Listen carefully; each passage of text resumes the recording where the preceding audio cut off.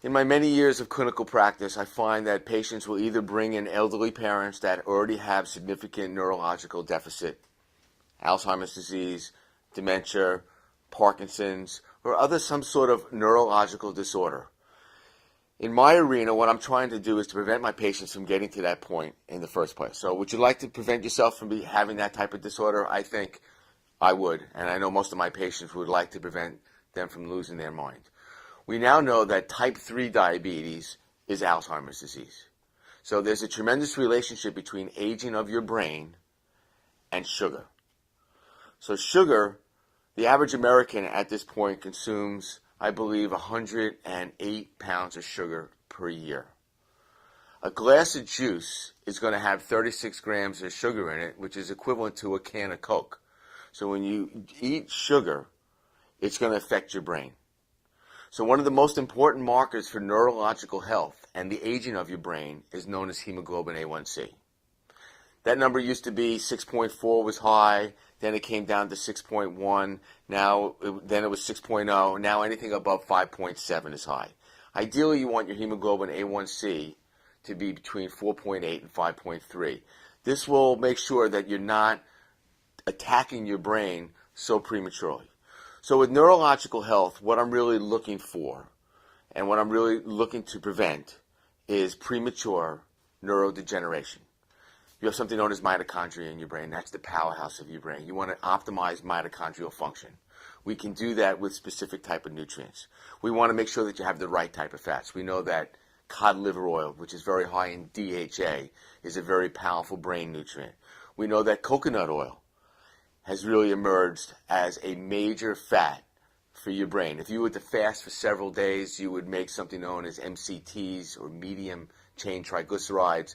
That's the type of fat that you get when you eat coconut oil. So I start my day off, and I encourage my patients, and I encourage you to start your day off with a teaspoon of raw, organic, extra virgin coconut oil. It's a super brain food. Once you get past the consistency of Crisco, you realize that you're eating a super brain food. It's really good for you.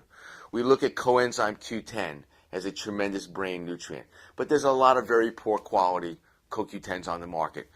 I've seen people get CoQ10 that's in soy oil. Well, if the soy is made from a genetically modified soybean, then you're taking a GMO soybean oil with your CoQ10. You don't want to do that. So in my arena, I only use the best nutritional products that have non-GMO ingredients, pure, tested, safe, the best available products in the market, in the professional market arena, much different than something you're going to buy at a convenience store. And other things that you really want to prevent for neurological and to maintain neurological health is keep your stress levels down. We know that part of your brain, known as the hippocampus, is very sensitive to the hormone cortisol, which is your stress hormone. So if you're under a lot of stress, and you're not sleeping, and you got so much stuff going on, then you're going to prematurely degenerate your brain. So you want to keep your stress levels down. You want to really control your sugar. You want to make sure that you get the right type of fats. And then you really want to prevent oxidation. So what's oxidation? Take an apple, cut it, leave it out for a little while, the apple becomes oxidized. You take a brand new copper roof, it turns green after a couple months, that's oxidation. Well, the same thing's happening in your brain. Your brain is mostly fat. If I call you a fathead, that's a compliment. So if I call you a fathead, say thank you to me. And basically, the type of fat that you put on your plate and that you eat in your diet becomes the fat of your brain. And so you want to make sure that you have a diet that's very rich in monounsaturated fats that you find in olive oil and polyunsaturated fats that you would find in good fish oils, and some good saturated fat. Some good healthy saturated fat from some grass-fed, organic, lean meats, some good nuts, macadamia nut, coconut, almonds, cashews. Those are good forms of good saturated fat. You need some of that. So you don't want to be totally deficient on that.